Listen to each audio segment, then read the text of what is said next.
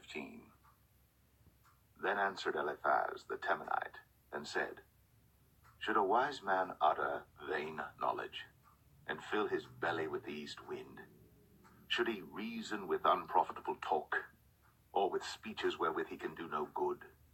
Yea, thou castest off fear, and restrainest prayer before God. For thy mouth uttereth thine iniquity, and thou choosest the tongue of the crafty. Thine own mouth condemneth thee, and not I. Yea, thine own lips testify against thee. Art thou the first man that was born, or wast thou made before the hills? Hast thou heard the secret of God, and dost thou restrain wisdom to thyself? What knowest thou that we know not? What understandest thou which is not in us? With us are both the grey-headed and very aged men, much elder than thy father. Are the consolations of God small with thee? Is there any secret thing with thee? Why doth thine heart carry thee away? And what do thy eyes wink at, that thou turnest thy spirit against God, and lettest such words go out of thy mouth?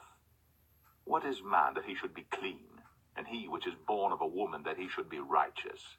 Behold, he putteth no trust in his saints, yea, the heavens are not clean in his sight. How much more abominable and filthy is man, which drinketh iniquity like water?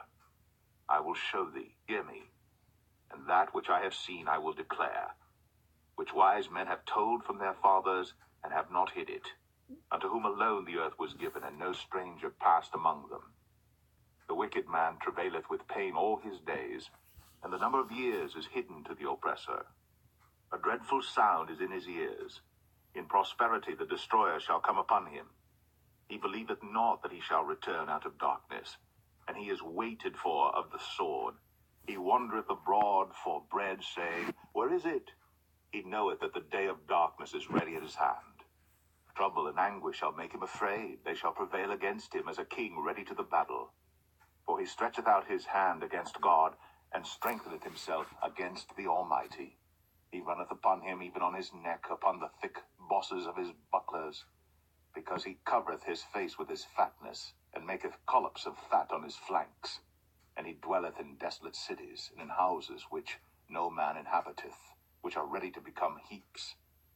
He shall not be rich, neither shall his substance continue, neither shall he prolong the perfection thereof upon the earth.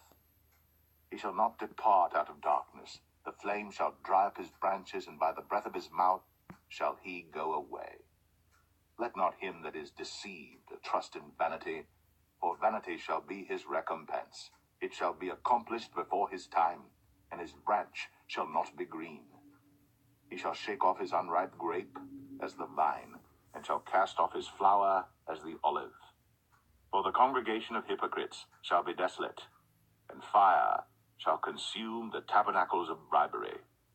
They conceive mischief, and bring forth vanity, and their belly prepareth deceit. Job 16.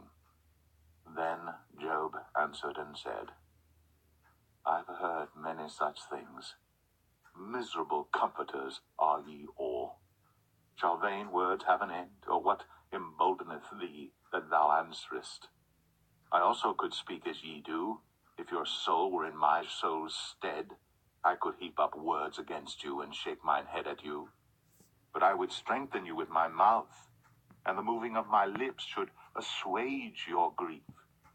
Though I speak, my grief is not assuaged, and though I forbear, what am I eased? But now he hath made me weary. Thou hast made desolate all my company, and thou hast filled me with wrinkles, which is a witness against me. And my leanness rising up in me beareth witness to my face. He teareth me in his wrath, who hateth me. He gnasheth upon me with his teeth. Mine enemy sharpeneth his eyes upon me. They have gaped upon me with their mouth. They have smitten me upon the cheek reproachfully. They have gathered themselves together against me. God hath delivered me to the ungodly, and turned me over into the hands of the wicked. I was at ease, but he hath broken me asunder. He hath also taken me by my neck, and shaken me to pieces, and set me up for his mark. His archers compass me round about. He cleaveth my reins asunder, and doth not spare. He poureth out my gall upon the ground. He breaketh me with breach upon breach. He runneth upon me like a giant. I have sewed a sackcloth upon my skin, and defiled my horn in the dust. My face is foul with weeping, and on my eyelids is the shadow of death. Not for any injustice in mine hands, also my prayer is pure. O earth, cover not thou my blood, and let my cry have no place. Also now, behold, my witness is in heaven, and my record is on high. My friends scorn me, but mine eye poureth out tears unto God.